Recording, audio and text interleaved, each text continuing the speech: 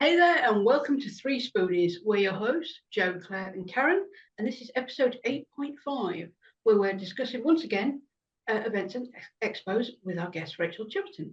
Let's go on to some questions.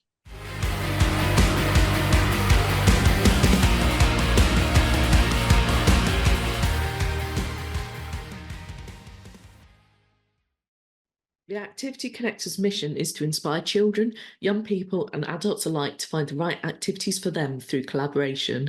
We believe there's a sport or activity for everyone and provide services such as bringing organisations together to benefit all ages within an education setting. If there's a particular need, we'd love to talk to you and see if we can help fill that. We're currently working with organisations around domestic abuse, county lines, mental health, first aid training and sports training. Do you have a hobby that makes a massive impact on you, or are you looking for a new hobby? Why not drop us a message or take a listen to the Power of a Hobby podcast? Always looking for more guests to come on and share what they love to do. Or do you work for a charity and want to get more exposure? Or are you looking at sports events and need support to help set them up and run them? Why not drop us a message and we can have a chat and see what support we can offer you? This and much, much more at theactivityconnector.com. Full links in the show notes. Hi there, I'm Joe from Bright Cat Business Solutions. I'm Claire from Sparkle's Gift Boutique. And I'm Karen from Pony Pony Pony. And together we're 3Spoonies, navigating our way through life and business with not enough spoons. Rachael, you've joined us again for our community questions round. Thank you once again. I'm going to hand over to Claire, who's going to ask you some questions from the community. Thank you. So our first question is from Beth, and her question is, should you expect to make back the cost of the stand, banners, flyers, etc. on your first expo?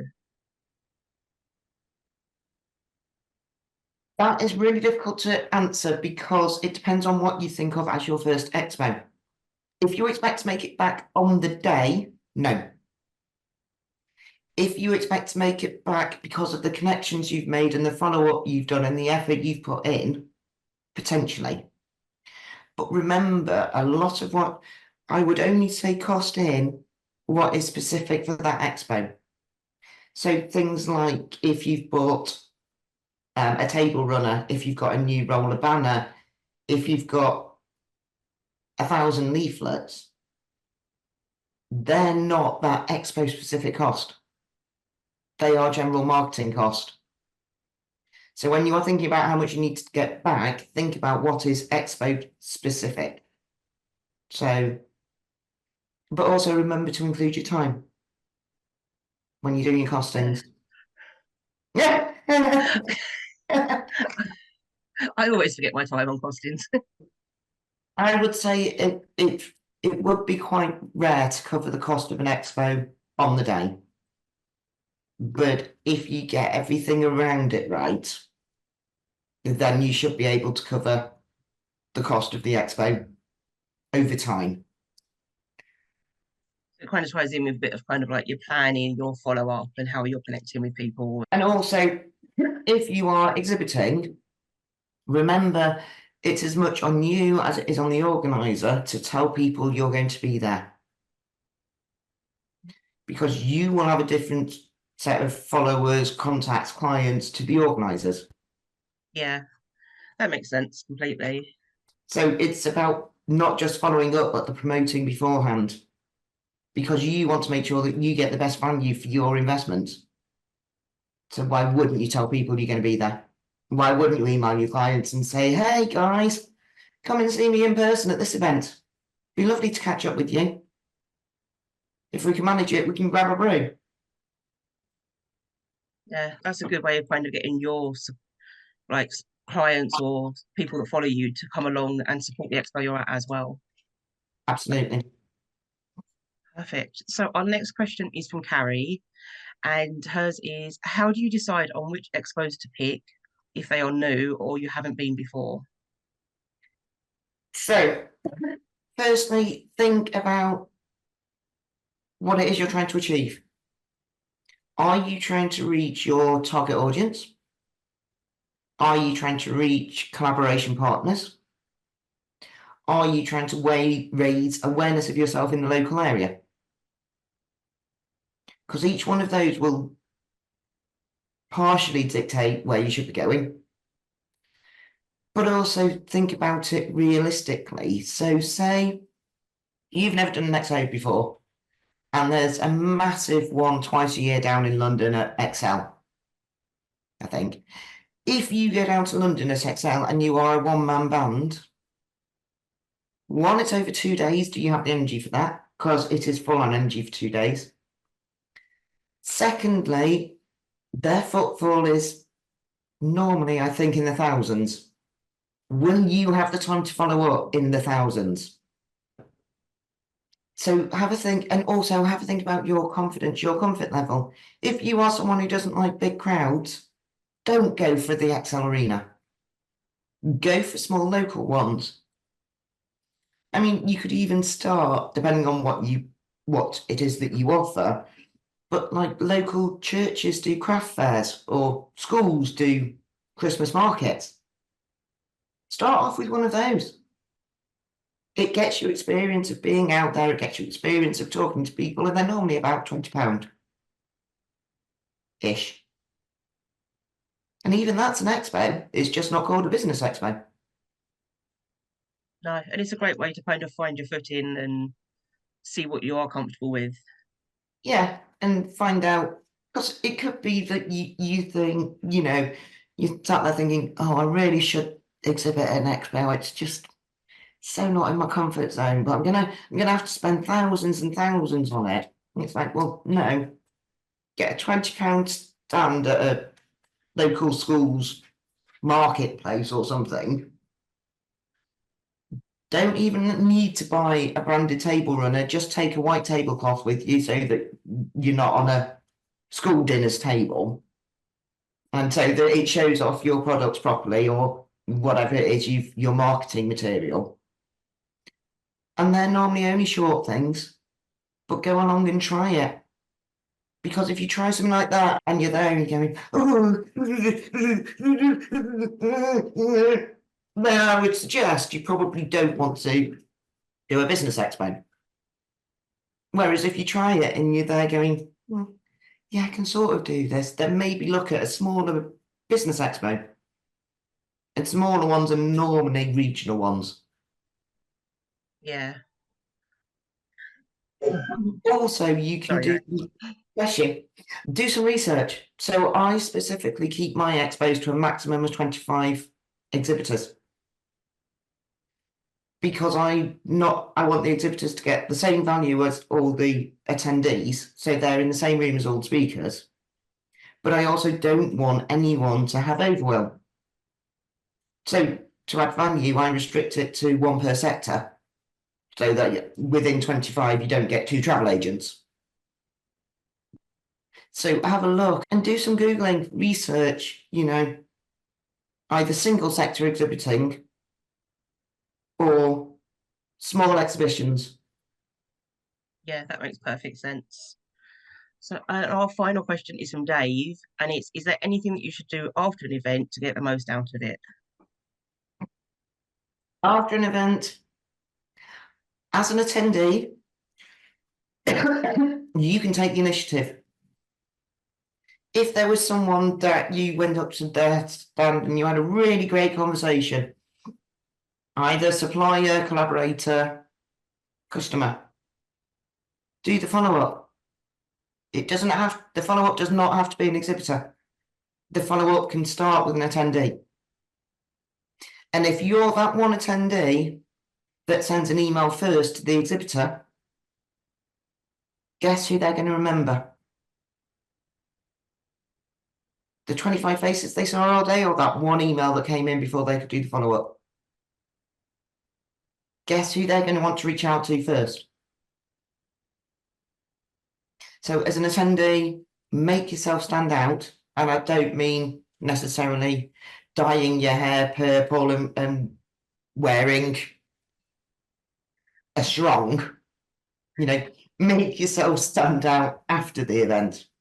But also you can stand out again as an attendee before. If you see social media posts, saying that someone's exhibiting or speaking, or engage in those posts, share those posts, say that you're going. Because then whoever it is that's done that post, they'll be like, might actually want to speak to this person. They'll do a bit of research on you beforehand as well, if they're good. As an exhibitor, before you go, have your follow-up plan in place. What you're going to do on day 1, what you're going to do on day 2, what you're going to do on day 7, what you're going to do on day 14, what you're going to do on day 21. And also keep using the hashtags. So each event normally has a unique hashtag. But don't just put it on your post. Search for it on whatever platform it is. And share other people's posts. And any photos you've taken or any videos, please don't do what I did at my first expo, which was an absolute nightmare. Make sure you create yourself a folder called assets and you file anything from the day in that one folder. I just left them in with all my other photos, and then guess what? When I came to run the second year, I couldn't find them. I had no idea where they were. So it was like I was running my first year expo again because I had no social proof of what the previous year was like. So that makes complete sense. It's kind of, you've got an easy reference to go back to. Yeah. Look after your assets. Look after your assets. And keep the conversations going. It could be that, you know, you've exhibited, I would say, if you want to do first contact after a show is normally an email. And it's normally a fairly generic email that's kind of line copied to every Tom, Dick and Harry. If you can do it personalised, especially to those people that you had longer than a 5-minute conversation with, because they're the ones that really matter. But if you sent out like 3 personalised emails and people aren't coming back to you on email, try a different medium. Just because it's easy for you to hide behind an email doesn't mean that someone else likes receiving emails or writing emails. That could bring the fear of little ping, little unread symbol could just be their trigger. So if you're not getting a response on email, try social media, try a WhatsApp message. Don't overload it and bombard it, but just think because it works for you, it won't necessarily work for them. So if you want to get value out of exhibiting, be prepared to compromise, swap and change. And even if there is someone who you had a really good conversation with and you think, yeah, I absolutely want to follow them up, during the conversation, ask them, what's the best way for me to communicate with you?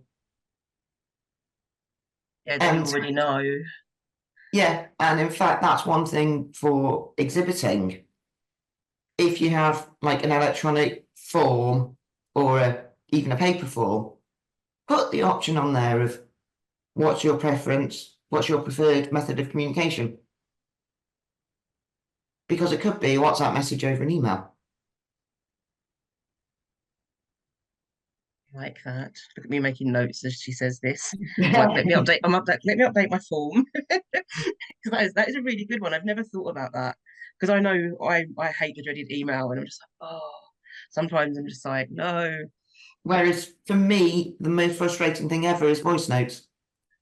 Oh yeah, no, I'm not a voice note. I mean, there's, you know, they just interrupt so much. Whereas a text, I know I probably shouldn't, but occasionally I do read like work texts at 8 o'clock on a Friday when I'm sat on the sofa with the hubby. But if a voice note comes in, because I leave everything muted so I don't get disturbed by notifications, I've got to unmute the app, go to another room, pause the film that's on TV, listen to the message, reply. Yeah. Twice usually. Yeah. So yeah, and then if they reply again by another voice note, you then got to kind of do that whole process again. Yeah.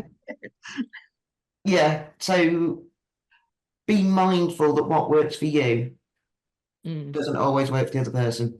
Yeah. Oh, I think those are some great answers to our questions. Do you have anything that you would like to promote with us today? Thank you for asking. So I have my expo on September the 25th here in Macclesfield in Cheshire. It is